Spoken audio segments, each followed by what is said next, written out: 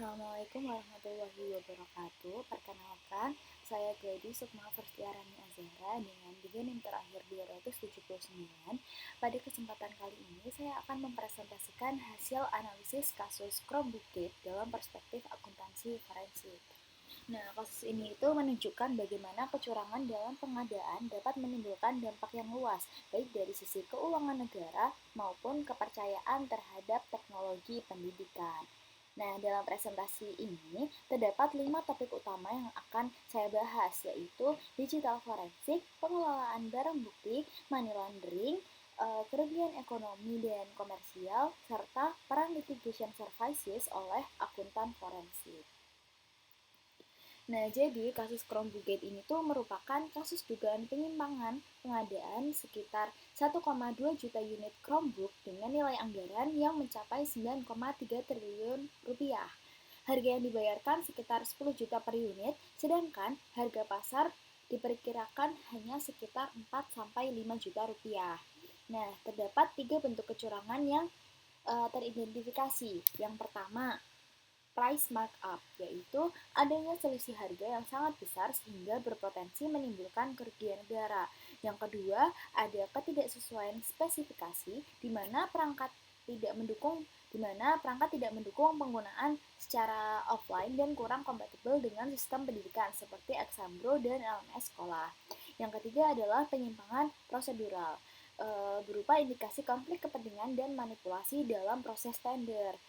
Nah, karena adanya dugaan tersebut, Kejaksaan Agung dan KPK turut melakukan penanganan terhadap kasus ini. Baik, masuk ke digital forensik dan cybercrime management. Nah, dalam investigasi kasus ini terdapat 3 teknik digital forensik yang penting. Pertama, analisis metadata dokumen untuk mengetahui siapa pembuat dokumen spesifikasi dan mendeteksi kemungkinan adanya pengaturan vendor tertentu.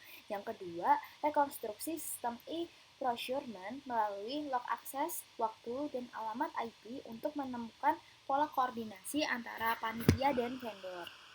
Yang ketiga, pemeriksaan log server Google Cloud yang dapat menunjukkan jejak aktivitas termasuk akses yang melibatkan server luar negeri. Dan namun terdapat beberapa tantangan hukum. Yang pertama adalah admissibility, yaitu bukti digital harus memenuhi standar keaslian dan integritas sesuai UU ITE. Yang kedua, data digital bersifat mudah hilang sehingga perlu segera diamankan. Yang ketiga, adanya yurisdiksi lintas negara yang memerlukan mekanisme MLAT. Dan yang keempat, adanya kemungkinan pelaku melakukan anti forensik seperti menghapus atau enkripsi data sehingga diperlukan perangkat khusus seperti ENCASE, FTK, dan juga autopsi. Nah, selanjutnya adalah proper evidence management dan change of custody. Dalam akuntansi forensik, pengelolaan barang bukti ini tuh sangat penting. Nah, untuk bukti fisik seperti Chromebook, kontrak, dan dokumen pembayaran, itu diperlukan pelabelan yang jelas, penyimpanan yang aman, serta pencatatan setiap perpindahan barang bukti. Sedangkan untuk bukti digital, dilakukan pembuatan forensic image, serta bit by bit menggunakan write blocker agar data asli tidak berubah. Nah, selanjutnya dilakukan juga hashing menggunakan SHA-256 untuk memastikan integritas data. Dan hal yang paling penting adalah menjaga change of custody, yaitu dokumentasi lengkap setiap perpindahan barang bukti. Karena apabila change of custody itu gagal dijaga, maka bukti dapat dianggap tidak sah dan seluruh proses pembuktian di akhir di pengadilan itu nantinya dapat menjadi lemah. Baik, masuk ke money laundering dan transnational financial flows. Nah, berdasarkan selisih harga per unit, potensi hasil kecurangan diperkirakan mencapai sekitar 6 hingga 7,2 juta triliun rupiah. Nah, proses pencucian uang itu tuh umumnya terjadi melalui 3 tahap. Tahapan yang pertama adalah placement, yaitu memasukkan dana hasil kejahatan ke dalam sistem keuangan, misalnya melalui pemecahan transaksi atau penggunaan perusahaan cangkang. Nah, tahap yang kedua adalah layering, yaitu memindahkan dana melalui berbagai rekening atau mengubahnya menjadi aset seperti properti, emas, atau kripto untuk menyamarkan asal-usul dana. Nah, tahap yang ketiga adalah integration, yaitu mengembalikan dana tersebut ke perekonomian dalam bentuk investasi yang tampak legal. Untuk menelusuri aliran dana tersebut dapat digunakan bantuan PPATK, jaringan Egmont Group, mekanisme MLAT, serta analisis beneficial ownership. Lalu yang selanjutnya adalah economic damage versus commercial damage. Nah, kerugian yang ditimbulkan itu dapat dibedakan menjadi dua, yaitu economic damage atau kerugian negara. Nah, kerugian ini tuh berasal dari markup harga yang diperkirakan mencapai sekitar 6 triliun rupiah, ditambah rendahnya manfaat perangkat karena spesifikasi yang tidak sesuai, serta adanya biaya tambahan seperti pemeliharaan dan pelatihan.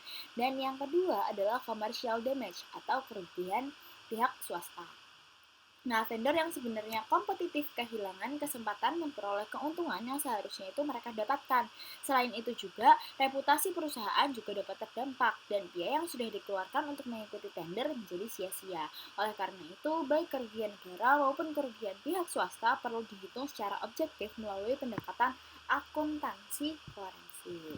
Selanjutnya adalah litigation services oleh akuntan forensik. Nah, akuntan forensik ini tuh memiliki peran penting pada dua tahap. Tahap yang pertama adalah tahap pra-persidangan, yaitu akuntansi forensik membantu menganalisis laporan keuangan, menelusuri aliran dana, menghitung kerugian negara, serta menyusun laporan investigasi yang menjadi dasar dakwaan. Sedangkan pada tahap persidangan, akuntan forensik ini tuh bertindak sebagai expert witness atau saksi ahli. Nah, dalam menjalankan peran tersebut terdapat 4 prinsip yang harus dijaga. Yang pertama ada objektivitas, yaitu tidak memihak pihak tertentu. Yang kedua ada konsistensi antara laporan tertulis dengan keterangan lisan. Yang ketiga ada ketenangan dalam menghadapi pertanyaan dari pihak lain. Dan yang keempat ada transparansi metodologi agar setiap proses analisis dapat dipertanggungjawabkan. Baik, sebagai kesimpulannya, kasus Chromebook-Gate ini tuh merupakan contoh korupsi pengadaan yang bersifat sistemik dan memerlukan pendekatan akuntansi forensik yang menyeluruh. Digital forensik ini membantu mengungkap manipulasi melalui metadata dan juga log system. Evidence management memastikan barang bukti tetap sah melalui change of custody yang baik. Kemudian analisis money laundering diperlukan untuk menelusuri aliran dana hasil kecurangan, dan selain itu juga kerugian ekonomi maupun kerugian komersial harus dihitung secara tepat. Yang terakhir, akuntan forensik itu berperan penting baik sebagai investigator maupun sebagai saksi ahli di dalam persidangan. Nah, dengan demikian, penanganan kasus Chromebook-Gate membutuhkan pendekatan yang holistik dan multidimensi agar kebenaran dapat terungkap secara objektif dan akuntabel. Baik, terima kasih Ibu Alvis. Sekian presentasi yang dapat saya sampaikan. Kurang lebihnya saya mohon maaf. Wassalamualaikum warahmatullahi wabarakatuh.